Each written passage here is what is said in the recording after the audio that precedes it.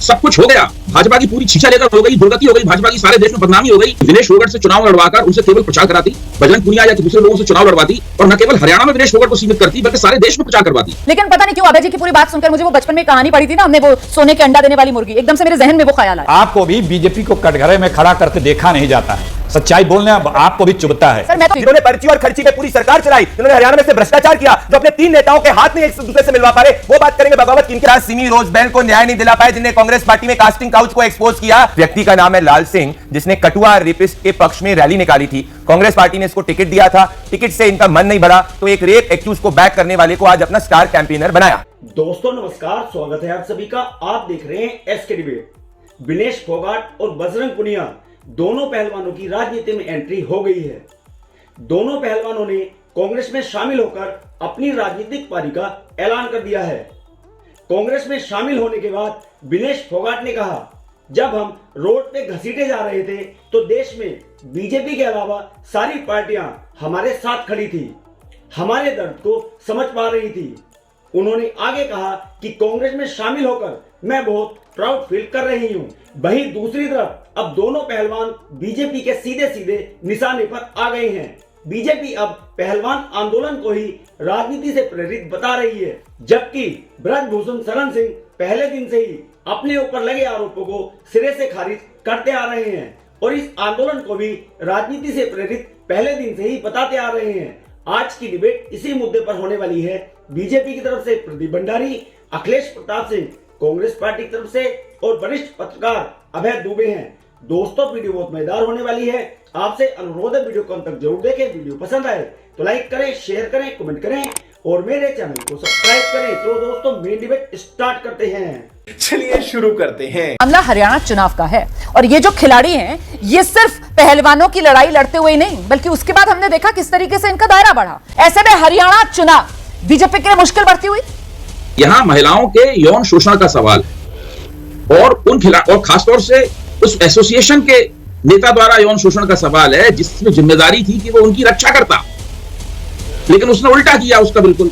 और फिर सरकार को चाहिए था कि तत्परता से उसके खिलाफ कार्रवाई करती। अगर सरकार ने तत्परता से उसके खिलाफ कार्रवाई की होती, आरोप लगने के 2 दिन बाद या हफ्ते भर बाद या धरने के 2-3 दिन बाद ही कार्रवाई कर दी गई होती, तो हो सकता है कि विनेश फोगाट और बजरंग पुनिया आज भारतीय जनता पार्टी में शामिल होने के लिए सोच रहे होते। हुआ ये कि विनेश फोगाट एक खास तरह की सेलिब्रिटी में तब्दील हो गई। मैं तो ये मानता था कि अगर कांग्रेस ये रणनीति बनाती कि विनेश फोगाट से चुनाव लड़वाकर उनसे केवल प्रचार कराती, बजरंग पुनिया या दूसरे लोगों से चुनाव लड़वाती और न केवल हरियाणा में विनेश फोगाट को सीमित करती बल्कि सारे देश में प्रचार करवाती, तो वो महिला वोटरों को कांग्रेस की तरफ लाने में थोड़ी बहुत भूमिका वो निभा पाती। लेकिन मेरा मानना है कि विनेश फोगाट आज एक बहुत बेहतरीन किस्म की सेलिब्रिटी हैं। कांग्रेस को मौका मिला है उनका राजनीतिक इस्तेमाल करने का। ये राजनीतिक इस्तेमाल करने का मौका भाजपा को भी मिल सकता है। आपकी बात सुनकर पता नहीं क्यों मेरे जहन में इसका कोई लिंक नहीं हो सकता है लेकिन पता नहीं क्यों अभय जी की पूरी बात सुनकर मुझे वो बचपन में कहानी पढ़ी थी ना, हमने वो सोने के अंडा देने वाली मुर्गी, एकदम से मेरे जहन में वो ख्याल आया। उनके ऊपर यौन शोषण के इल्जाम आज भी लगे हुए हैं और ये तत्परता से नहीं किए गए। जब बहुत दिन तक आंदोलन चला, सब कुछ हो गया, भाजपा की पूरी छीछा लेकर हो गई, दुर्गति हो गई, भाजपा की सारे देश में बदनामी हो गई, तब ये दिल्ली पुलिस सक्रिय हुई है। उसमें आंदोलन से राजनीति तक ये महज संयोग से हुआ कि बजरंग पुनिया और विनेश फोगाट दोनों अब कांग्रेस में हैं, या फिर ये एक सफल प्रयोग जिसकी ओर इशारा बीजेपी की तरफ से किया जा रहा है? कांग्रेस या जो भी जिम्मेदार व्यक्ति है या जो भी जीवंत राजनीति करता है, जहां पे जुर्म जातीय अत्याचार होगा उसके साथ उसे खड़े होने का अधिकार और खड़ा होना चाहिए। इसी दृश्य से खड़ा हुआ गया था, इसी दृश्य से पूरे देश ने साथ दिया था। लेकिन बीजेपी को तो मिल्किस बानों के दुराचारी पसंद हैं, उन्हें तो उनका स्वागत करेंगे। बीएचयू के बच्चियों के बलात्कार करने के बाद, छूटने के बाद घर आने पे उनका स्वागत करने वाली बीजेपी के लोग हैं। इसी तरह उत्तराखंड में चाहे आसाम का हो, बीजेपी तो जितने भी भ्रष्टाचारी या गलत लोग हैं, दुराचारी हैं, उनको सम्मानित करती है, उन पर गर्व महसूस करती है। लेकिन जो देश का मान और सम्मान बढ़ाते थे हमारी बहन बेटियां, वो अगर कोई बात कह रही हैं तो उस पर बीजेपी उल्टा उन पर प्रहार करती थी। लेकिन इन्हीं की पुलिस ने, इन्हीं के विभाग ने जांच करके उनकी बातों में दम पाया। उसके बाद क्या बात बची है भाई? तो अखिलेश जी, मतलब ये खिलाड़ी जो है वो कांग्रेस के चुनाव के लिए हरियाणा में एक दाव है।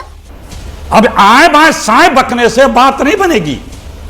आप लोगों के यहां जब हरियाणा में भगदड़ मची है, चुनाव तक बीजेपी खाली हो जाएगी, संभवतः कोई बचेगा कि नहीं बचेगा, कै लोग बचेंगे, ये तो दिख रहा है।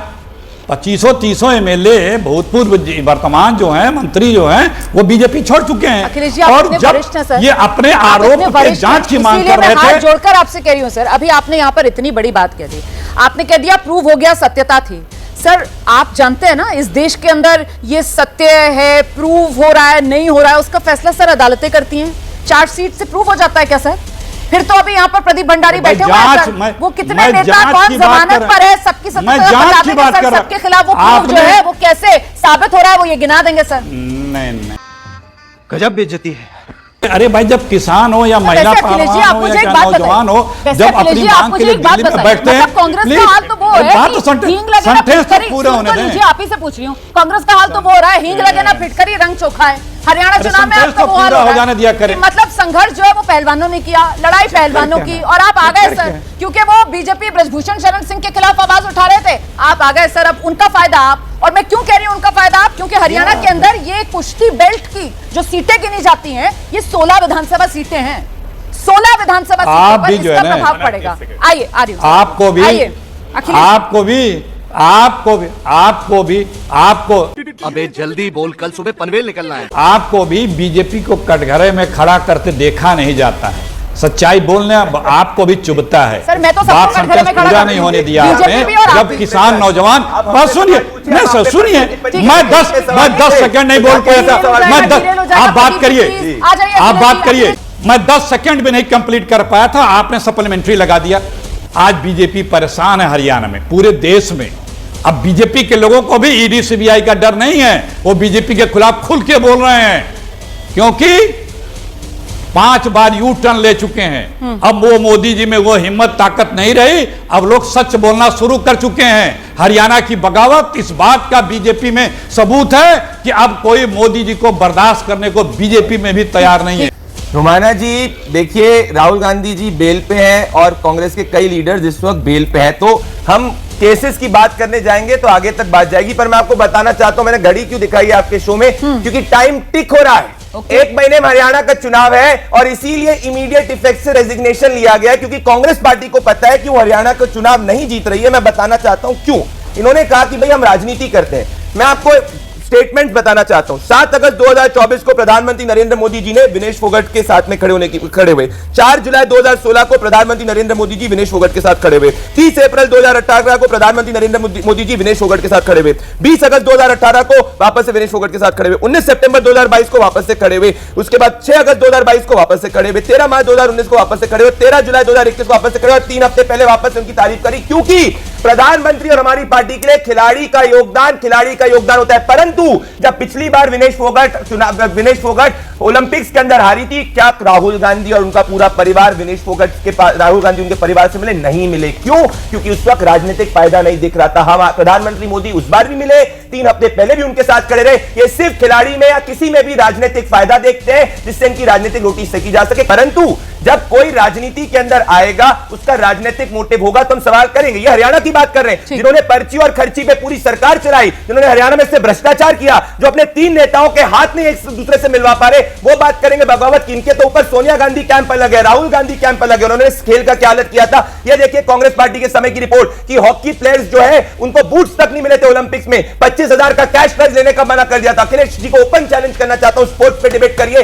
जितना हमारी सरकार ने खिलाड़ियों के लिए किया है इनसे 10 गुना ज्यादा किया है। इन लोगों ने सुरेश कलमाड़ी जैसे को आईओए का प्रेसिडेंट बनाया। आईओए जो है वो डिसबैंड हो गई थी, इंडियन ओलंपिक एसोसिएशन। हमने पीटी उषा को ओलंपिक का आईओए का चेयरमैन बनाया और प्रेसिडेंट बनाया। इनमें और हमें ये फर्क है रुमाना जी। यही नहीं, अभी और सुनिए। तो आज भी अपने पार्टी के नेता सिमी रोजबेल को न्याय नहीं दिला पाए, जिनने कांग्रेस पार्टी में कास्टिंग काउच को एक्सपोज किया, जो अपने पार्टी के अंदर यौन शोषण की बात करने वाले नेताओं को अपनी पार्टी से हटा देते हैं, वो क्या न्याय की बात करेंगे? जो कठुआ रेपिस्ट के पक्ष में रैली निकालने वाले को आज जम्मू कश्मीर का स्टार कैंपेनर बताते हैं, इससे आपको समझ में आ जाता हो कि इनकी लड़कियों का क्या है, जो बंगाल पे एक आवाज नहीं उठाते पर हाथरस पे पहुंच जाते। इससे समझ में आ जाता हमारे हर बेटी एक बेटी। इस व्यक्ति का नाम है लाल सिंह, जिसने कठुआ रेपिस्ट के पक्ष में रैली निकाली थी। कांग्रेस पार्टी ने इसको टिकट दिया था, टिकट से इनका मन नहीं बढ़ा तो एक रेप एक्यूज को बैक करने वाले को आज अपना स्टार कैंपेनर बनाया। कांग्रेस पार्टी का चरित्र यही है कि कोई भी मुद्दा होता है उसमें राजनीति और वोट ढूंढते हैं। भाई ये मैं नहीं कह रहा रुमाना जी, सुनिए महावीर फोगाट ने क्या कहा था। महावीर फोगाट ने जब भूपेंद्र हुड्डा ने वादा किया था कि वो जो है राज्यसभा भेजने का प्रयास करेंगे विनेश फोगाट को, महावीर फोगाट कहते हैं कि भूपेंद्र हुड्डा के समय में गीता को इंस्पेक्टर बना दिया गया, डीएसपी पद का वादा किया था परंतु सिर्फ और सिर्फ इंस्पेक्टर बना दिया गया। ये सिर्फ और सिर्फ राजनीतिक स्टंट कर रहे हैं। मजा आया। देखा दोस्तों, आपने प्रदीप भंडारी, अखिलेश प्रताप सिंह और अभय दुबे तीनों को सुना। आप किसकी बात से सहमत हैं? दोस्तों वीडियो को लास्ट तक देखने के लिए दिल से धन्यवाद। और वीडियो के बारे में आपकी क्या राय है कमेंट सेक्शन में कमेंट करके बताएं। और अगर वीडियो पसंद आई हो तो लाइक करें, शेयर करें, कमेंट करें और मेरे चैनल को सब्सक्राइब करें। तो दोस्तों मिलते हैं अगले वीडियो में। जय हिंद, वंदे मातरम, जय श्री राम।